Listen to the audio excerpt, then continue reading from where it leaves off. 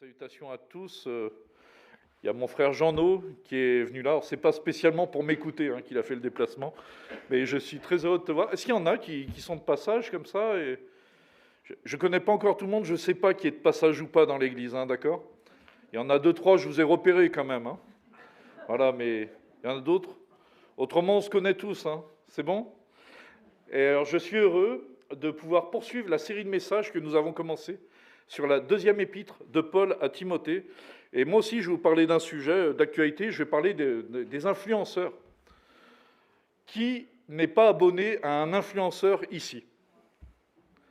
Oh, il y en a beaucoup. Je ne lève pas la main, vous avez vu, vous avez compris. Il faut que j'explique c'est quoi un influenceur? On pourrait dire c'est quelqu'un qui influence les autres, d'accord? Bon, c'est souvent des gens qui vendent des produits aussi, c'est beaucoup ça un influenceur. Des gens qui ont une chaîne sur Internet, sur YouTube, sur Instagram, sur Snapchat, sur TikTok, voilà.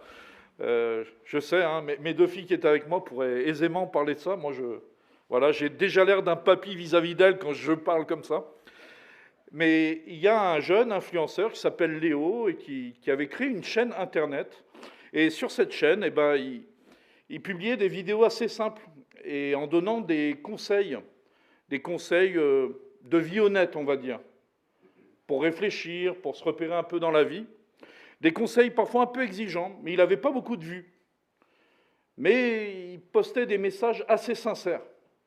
Un jour, un ami lui dit, si tu veux percer, si tu veux multiplier tes abonnés, il faut que tu trouves quelque chose que les gens ont envie d'entendre. Il faut que tu mettes des mots-clés. Alors, il y a des méthodes sur Internet pour multiplier. Alors, moi, j'y arrive pas.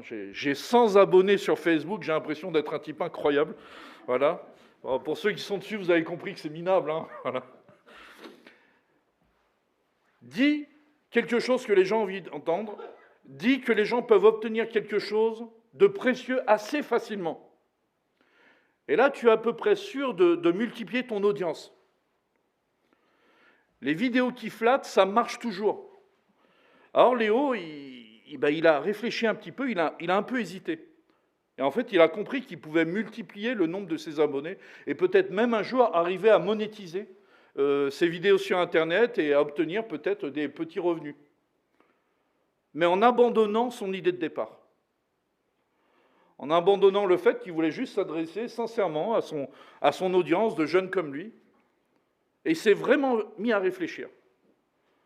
Alors il a regardé les commentaires qu'il y avait sous ces vidéos. Et il y a un message notamment qui disait « Merci Léo. Tes paroles ne sont pas toujours faciles, mais elles m'aident vraiment à changer. » Ce simple message lui a rappelé pourquoi il avait commencé, pourquoi il faisait ça. Alors le lendemain, il a posté une nouvelle vidéo dans laquelle il disait « Je ne vous dirai pas ce qui cherche à faire plaisir au plus grand nombre, mais je vous dirai ce qui me semble vrai, même si ce n'est pas populaire. » Le nombre de vues est resté assez modeste pendant longtemps, mais petit à petit, il y a une petite communauté qui s'est construite autour de ces vidéos et des personnes qui avaient besoin et qui se reconnaissaient dans ce qu'il disait. Léo avait compris qu'il n'était pas appelé à être viral à tout prix, mais surtout fidèle à ses convictions et à ce qu'il croyait. C'est le conseil que l'apôtre Paul a donné à Timothée il y a 2000 ans.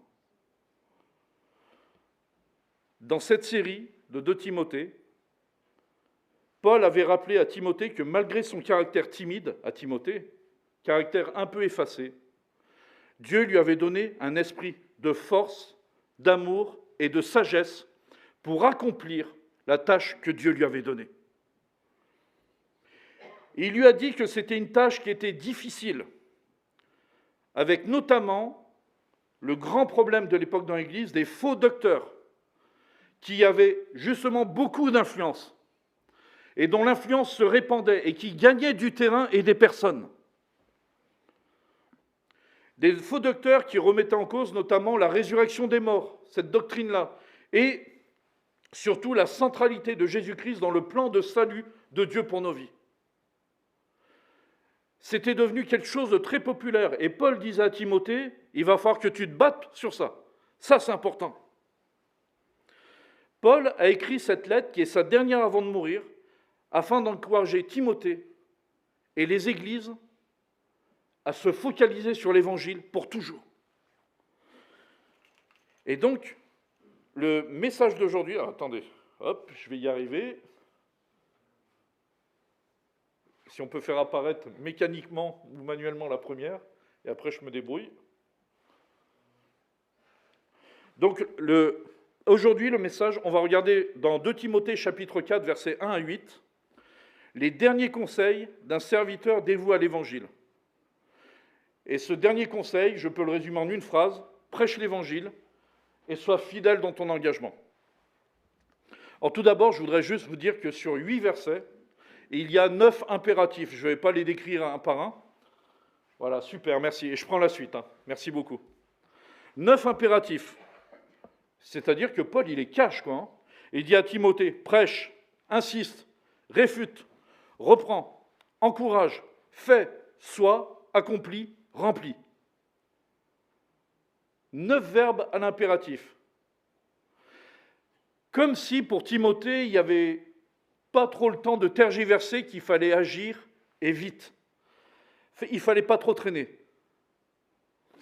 Et on va regarder maintenant ces impératifs, mais sous la forme de ces 2 conseils principaux, qui est de prêcher l'Évangile et qui est d'être fidèle dans son engagement.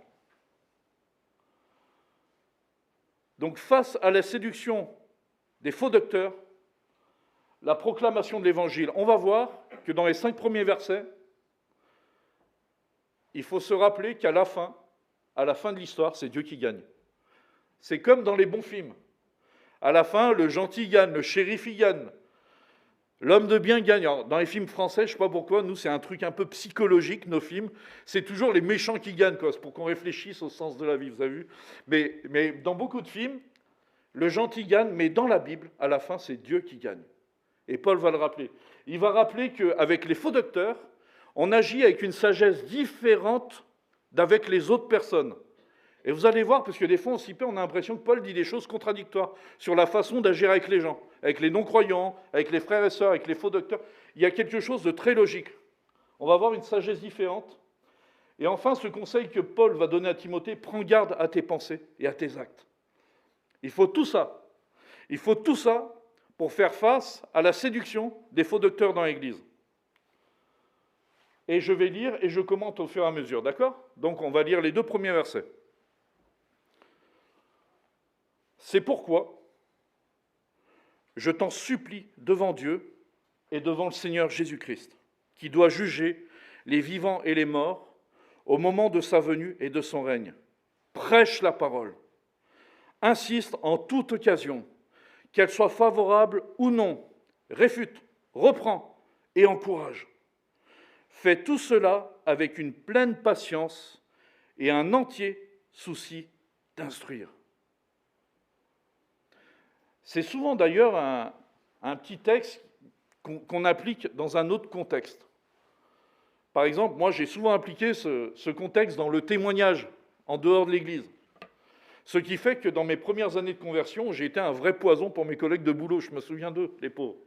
S'il y en a un qui se baissait pour nouer ses chaussures, je lui disais une phrase du genre « C'est bien d'avoir les chaussures nouées, mais est-ce qu'elles t'emmènent dans la bonne direction ?» Vous voyez les gens, ils ne pouvaient pas se tourner, c'est affreux. Après, la sagesse vient, hein, et on se détend un peu, mais il ne faut pas perdre la passion, hein, d'accord ? Il faut gagner en sagesse, pas perdre la passion. Vous voyez ? Et j'appliquais un peu ça, prêche en toute occasion, bon. Sauf que dans ce texte, quand Paul dit ça, il parle de l'Église. Paul n'est pas inquiet que dans le monde, dans la société, on ait des idées contraires à l'Évangile, il le sait.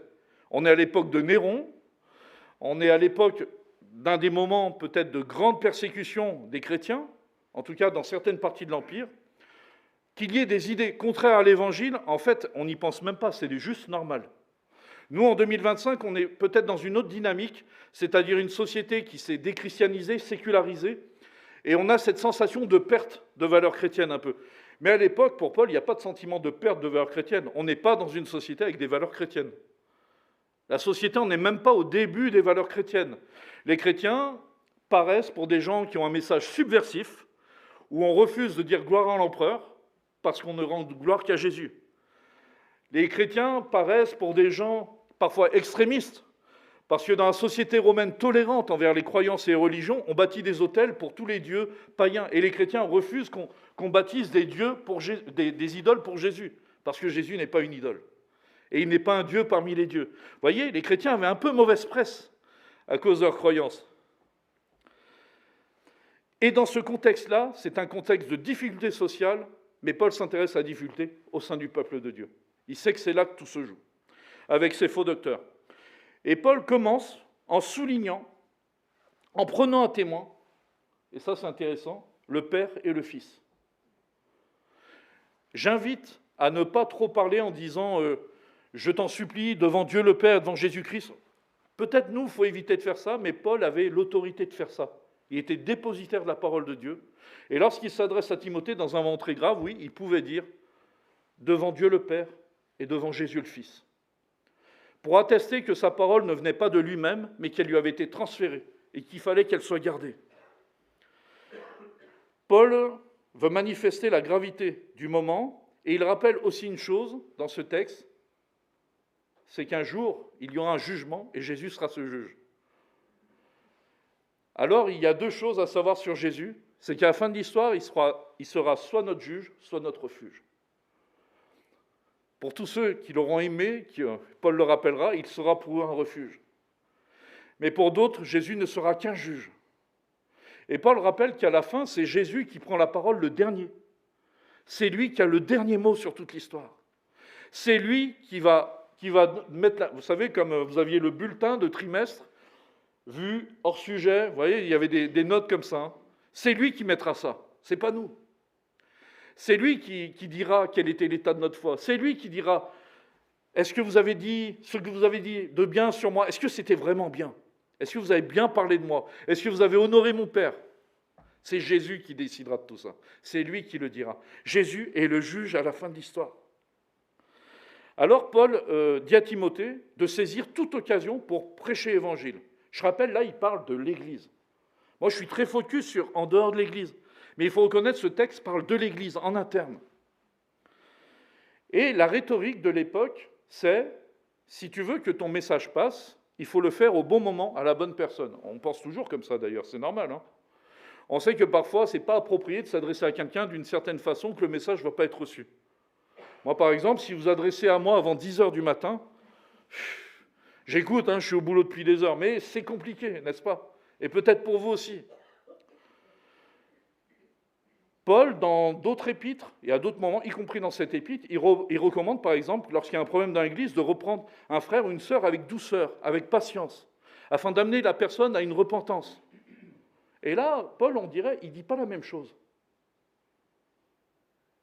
Alors, Paul n'a pas deux messages différents, mais il y a deux situations différentes. Par exemple, dans une autre épître, il parle de deux femmes dans l'Église qui s'appellent Évodie et Syntyche. Je crois que c'est dans Philippiens. Qui sont en conflit dans l'Église. Et tout le monde le sait. Et qu'est-ce que Paul dira? Il va supplier les gens de l'Église de les aider, de les entourer, de prier pour elles. Mais là, il parle des faux docteurs. Et avec les faux docteurs, on dirait que Paul dit, là, il n'y a pas moyen. Ils sont en train de détourner le peuple de la vérité. Timothée, prêche, reprend, réfute et encourage.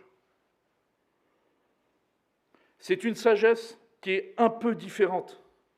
Donc à la fin de l'histoire, Jésus sera le juge et c'est lui qui dira le mot de la fin. C'est Jésus qui gagne à la fin.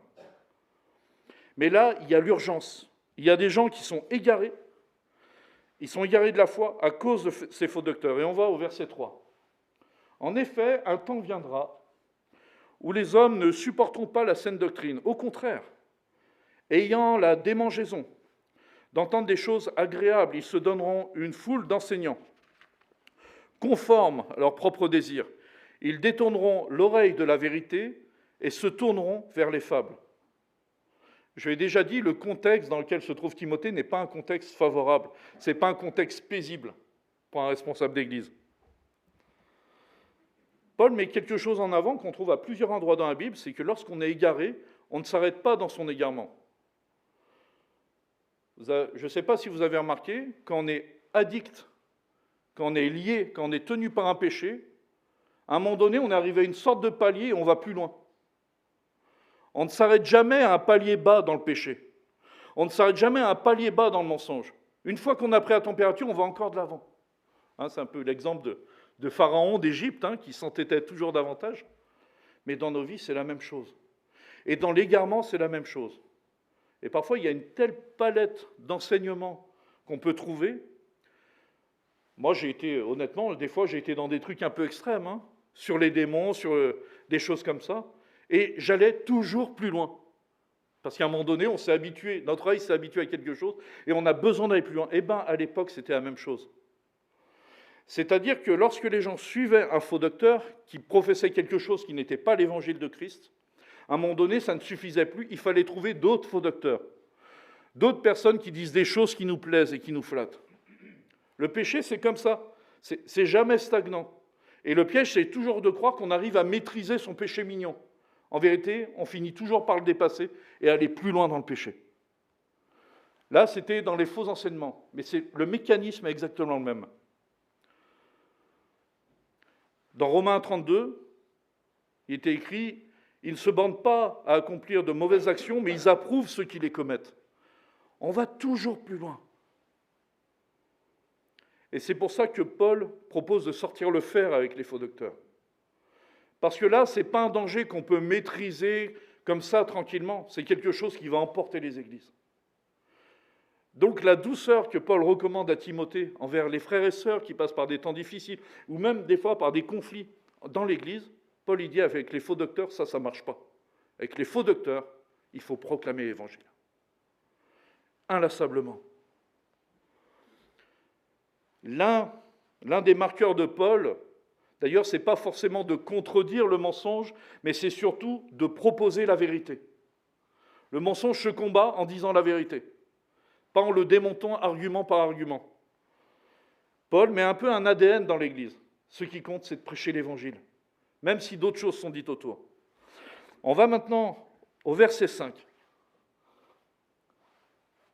Et là, Paul a dressé le portrait à Timothée. Donc, en fait, tout ce que je dis là, Paul l'a déjà dit dans les 3 premiers chapitres. Le chapitre 4, les 8 premiers versets, c'est une reprise des thématiques des 3 premiers chapitres. Tout ce que je dis, vous l'avez entendu, c'est pour ça que j'essaye d'aller assez vite. Si jamais vous ne comprenez pas mon accent lyonnais, vous me le dites, d'accord ? Mais je pense que vous avez un accent plus fort que le mien en général, n'est-ce pas ? Oh yeah. Alors, verset 5. Mais toi, sois sobre en tout. Supporte les souffrances. Accomplis la tâche d'un évangéliste. Remplis bien ton ministère. Sois sobre en tout, c'est pas que la boisson, c'est la première chose qui me vient en tête, d'être sobre. Je pense que par là, Paul veut encourager Timothée à avoir une vigilance de son état de cœur, de ses pensées et de ses paroles. C'est une vigilance globale de notre vie, c'est une vigilance globale de ce qui sort de nous, de ce que nous communiquons, de ce que nous transmettons.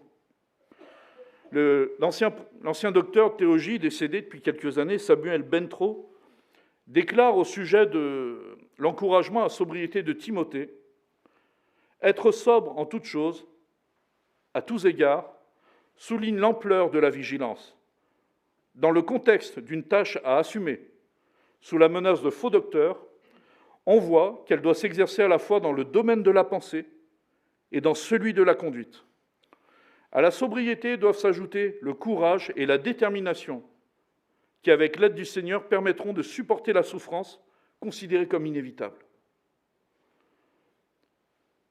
Sois sobre en tout, supporte la souffrance. Paul ne dit pas à Timothée, peut-être tu vas souffrir. Pour lui, elle est inévitable. Et il parle de la lutte de l'Évangile. C'est inévitable qu'il y a des luttes.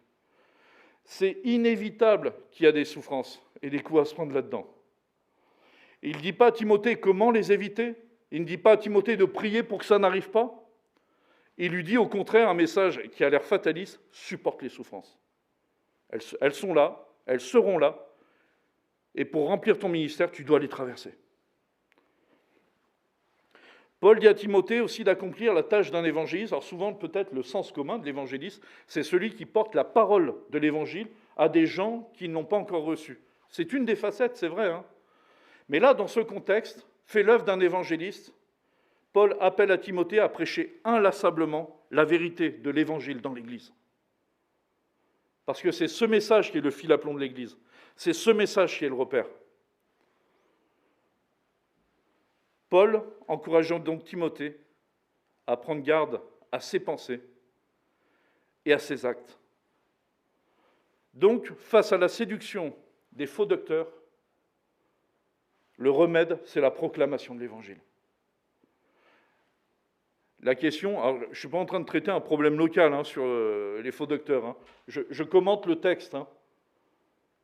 Mais si des choses comme ça se produisent, peut-être notre premier questionnement, c'est est-ce que nous prêchons la vérité de l'Évangile ? Parce que la vérité de l'Évangile, elle trace un sillon pour l'Église qu'elle peut suivre. Si ça, c'est délaissé au profit d'autre chose, on perd ce sillon, mais je reviendrai sur ça à la fin si je ne prêche pas pendant 3 heures. Alors, maintenant, on va voir que le vrai succès dans la foi, c'est la fidélité à Christ. Paul a donc encouragé Timothée dans sa proclamation, mais il va lui donner maintenant un autre encouragement. Et du verset 6 au verset 8, voilà, c'est ça. Non, je reviens. Ah, mais attendez, je me trompe dans le sens, là. Voilà. Là, on est à la fin, vous voyez. Je peux conclure maintenant, si vous voulez. Alors, je vais prier pour revenir en arrière, voilà. Hop, non, non. Est-ce que tu peux revenir en arrière? Merci. Encore? Encore?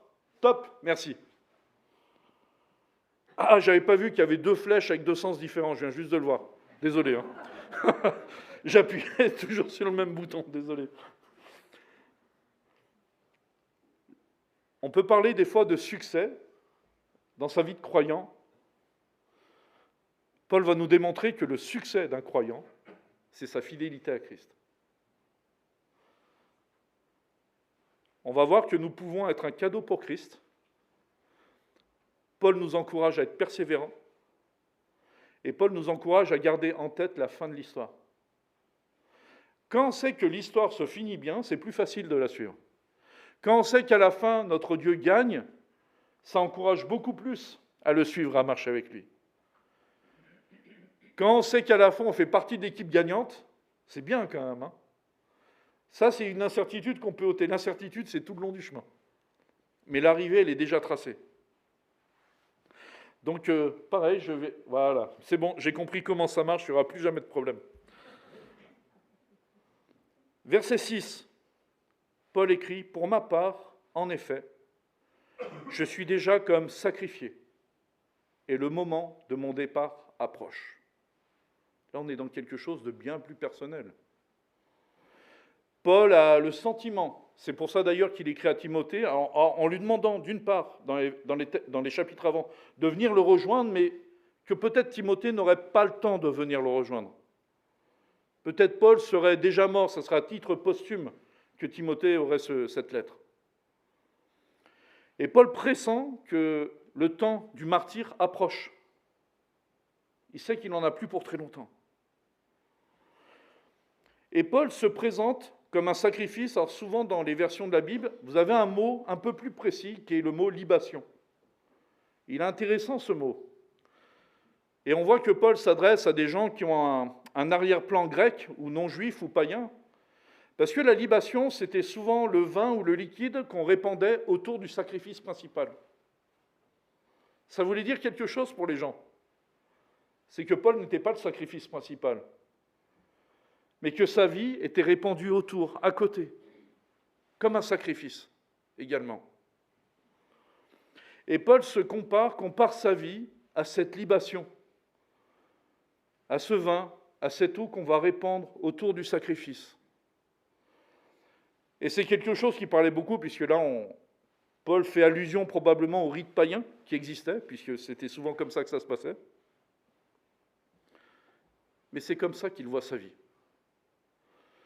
Pas juste comme quelque chose, une succession d'étapes, mais comme quelque chose qu'il a reçu et qu'il donne volontairement, qui est offerte, qui est sacrifiée autour du sacrifice de Jésus-Christ, qui est le sacrifice principal. Paul a parlé de sa vie, mais il parle aussi explicitement de sa mort et du sens de sa mort. Alors on peut dire, mais qui sommes-nous pour un jour oser nous comparer à utiliser ces mots pour notre vie face à l'excellence de Paul et de sa révélation? Mais on va voir que ce que Paul dit, en fait, ça peut tous nous toucher, nous concerner. Ce n'est pas l'excellence de sa vie ou de sa révélation qui fait que sa vie devient un sacrifice pour Dieu, mais c'est sa fidélité. En cela, Paul, sa vie est un cadeau. Mais une vie qu'on offre à Dieu devient un cadeau pour les autres aussi. La vie que nous offrons à Dieu devient un sacrifice pour les autres. Nous allons au verset 7. C'est souvent, et c'est d'à propos, c'est souvent une phrase qu'on dit lors d'une cérémonie d'adieu, au cimetière, avec la famille, les amis. On dit ça à propos de gens qui ont marché avec Dieu, et on a raison de le faire. J'ai combattu le bon combat, j'ai terminé la course, j'ai gardé la foi. 3 affirmations fortes en une même phrase. J'ai combattu le bon combat. Paul, une fois de plus, fait référence dans les écrits là à quelque chose auquel il avait déjà fait référence avant, chapitre 2, où il avait pris l'image du lutteur qui lutte. Terminer la course, ailleurs, Paul, dans une autre épître, parle de l'athlète qui court.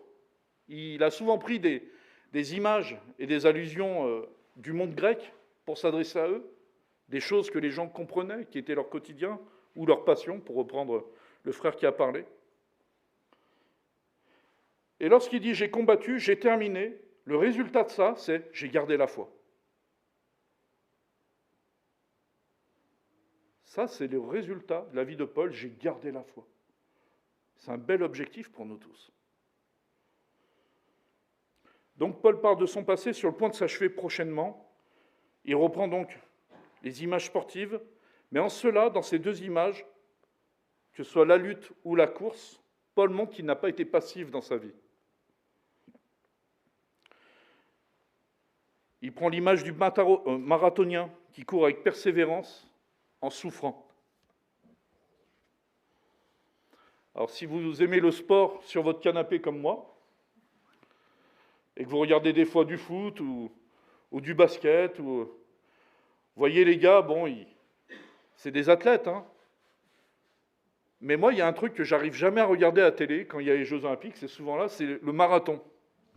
C'est long, les gens ils courent, en plus, ils ne gagnent pas un rond à la fin.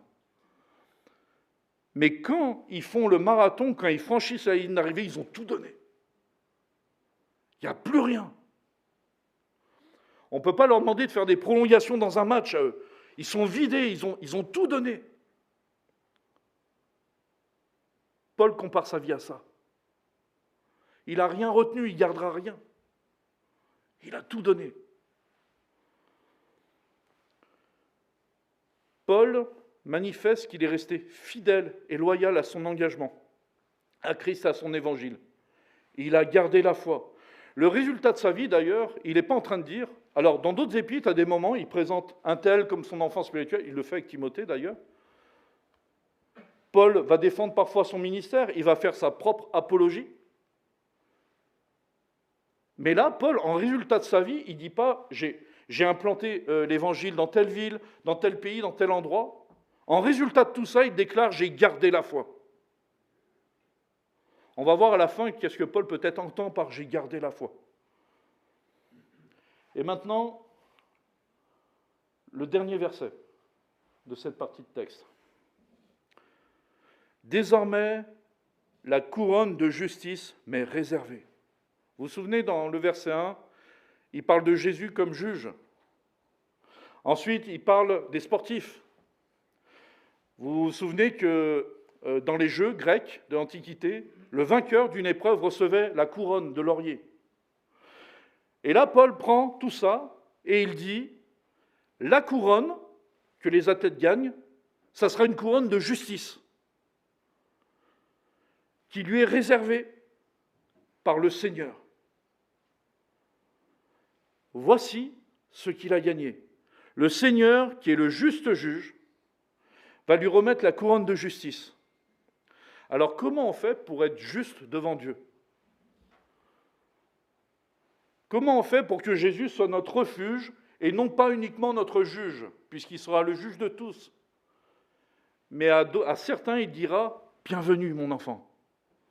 Comment faire pour recevoir une couronne de justice et non pas une sanction de justice?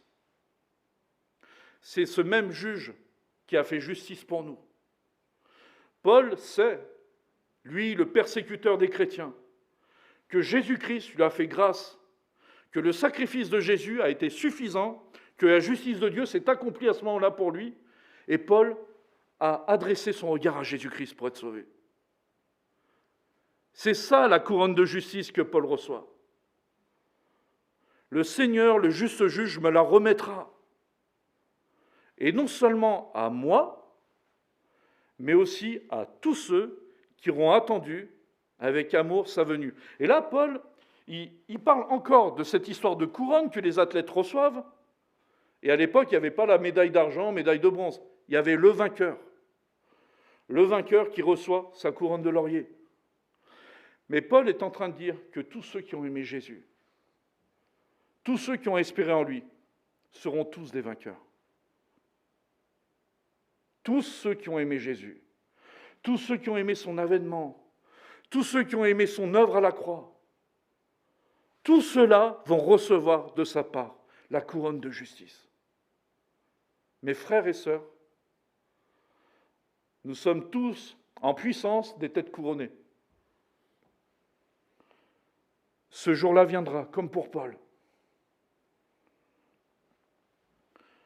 Parce que le juge qui rend la justice, c'est lui notre justice. C'est lui qui peut dire à Dieu le Père, j'ai accompli la justice pour ceux-là qui se sont tournés vers moi. Donc cette couronne sera pour chacun. Pour chacun qui a aimé Christ. Pour chacun qui a espéré en lui. Pour chacun qui a gardé la foi. Et alors, garder la foi, juste peut-être, je me risque à une définition. C'est pas évident de définir c'est quoi garder la foi. Est-ce que garder la foi, c'est être resté ferme sur une série de dogmes auxquels on a adhéré? Bon, c'est pas faux, si les dogmes sont justes et sont bons. Mais on peut connaître des dogmes, des doctrines, sans même les pratiquer, sans même les croire, quelque part. Je crois que lorsque Paul parle de garder la foi, il est en train de dire qu'il a maintenu loyal dans son cœur son amour et son attachement à Jésus. J'ai gardé la foi. La couronne de justice m'est réservée. Et pour chacun de nous, qui aimons Jésus-Christ. L'horizon, je ne vous cache pas que dans cet horizon, il y aura la tombe d'abord, soyons nets. Mais derrière ça, il y a un autre horizon encore. C'est là la fin de l'histoire. C'est encore derrière. Ce n'est pas les souffrances du temps présent, c'est la suite que Dieu a préparée. Une couronne de justice est offerte à tous les enfants de Dieu. Il accueillera ses enfants. Il ne les rejettera pas. Et comme j'ai l'impression que vous aimez les petites histoires, à condition qu'elles ne soient pas trop longues, je vais vous en raconter une dernière. Et si j'ai compris comment ça marche, voilà.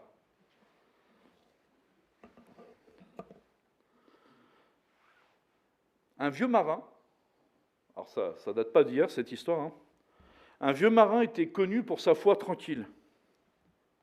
Et il passait ses derniers jours dans un petit port. Pendant des années, il avait navigué sur quasiment toutes les mers. Et il avait affronté tempêtes, naufrages, au pluriel, et des longues nuits, sans étoiles, dans le brouillard, sans direction. Et à présent, cet homme avait vieilli. Et il s'asseyait chaque soir sur le quai. Et il regardait l'horizon duquel il ne pourrait plus se rapprocher. Et il y avait un jeune mousse, un jeune matelot qui avait beaucoup d'admiration pour ce vieux monsieur qui avait navigué pendant tant d'années. Et un soir, il lui a demandé « Dis-moi, capitaine, comment sais-tu que ta vie a compté ? Comment est-ce que tu sais que tu n'as pas vécu pour rien, en vain ?» Et le vieux marin a souri et lui a répondu ceci. « Jeune homme, ma vie a été comme une longue traversée.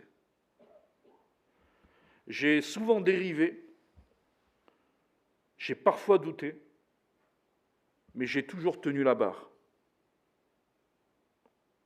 J'ai essayé de rester fidèle au cap que Dieu m'avait donné un jour.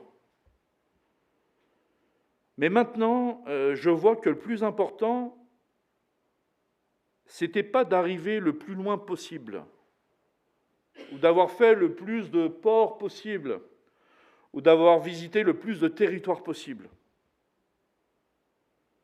Mais je crois que le plus important, c'était d'arriver fidèle. Puis il tendit au jeune matelot un petit fanal à huile. C'était ces lampes qu'il y avait sur les bateaux jadis, des lampes qui marchent avec de l'huile. Un petit fanal à huile que ce capitaine avait gardé depuis ses débuts dans la marine et qu'il avait gardé tout au long de son trajet. Cette petite lampe qui lui offrait parfois un éclairage, au moins tout près de lui, ça éclairait pas au loin ça, mais tout près de lui, au moins pour voir ses pieds, au moins pour voir ses mains tenir là-bas. Et puis, il l'a tendu à ce jeune homme. Et il dit, ceci m'a guidé dans bien des moments, dans bien des nuits obscures. Maintenant, je te l'offre, je te le confie. Continue la route. Garde cette lumière. Si tu fais ça, alors ma course à moi n'aura pas été pour rien. Ma course n'aura pas été vaine. Quand le jeune matelot est reparti en tenant le fanal entre ses mains tremblantes, il a compris que la vraie victoire du marin, du vieux marin, n'était pas dans ses exploits, n'était pas dans ses récits, mais dans sa fidélité jusqu'au bout, et dans la lumière qu'il venait de lui offrir. La vie en Christ ne se mesure pas par nos succès, elle se mesure par notre fidélité. C'est ça le succès d'un chrétien, c'est d'être fidèle jusqu'au bout, d'être fidèle à Christ. Soyons confiants dans le Seigneur pour agir surnaturellement dans notre travail, dans nos familles, avec nos enfants, dans nos épreuves. Et voici la demande du Seigneur à notre égard et son encouragement. Sois fidèle. Que Dieu vous bénisse, mes chers frères et sœurs. J'espère que ça vous a parlé, que ça vous a encouragé et que ça produit quelque chose dans nos cœurs et dans nos pensées. Soyez vraiment bénis et je vais laisser mon frère Jean-Marc